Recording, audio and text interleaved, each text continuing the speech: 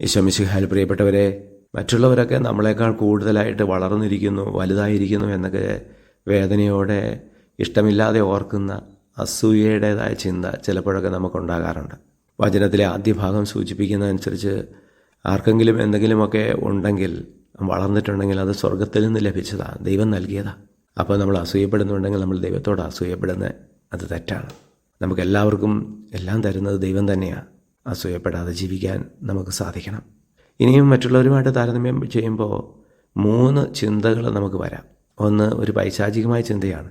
മറ്റുള്ളവരൊക്കെ കുറയണം, ഞാൻ മാത്രം വളരണമെന്ന് ചിന്തിക്കുന്ന. അപ്പോഴാണ് മറ്റുള്ളവരെ നശിപ്പിക്കാനും അവരെ ഇല്ലാതാക്കാനും ഒക്കെ ശ്രമിക്കുന്നത്. പിന്നീടുള്ള മാനുഷിക ചിന്തയുണ്ട്, നമുക്ക് ഒന്നിച്ച് വളരാം, ഞാനും വളരണം, അവനും വളരണം, അവളും വളരണം. മനോഹരമായൊരു ചിന്തയാണത്.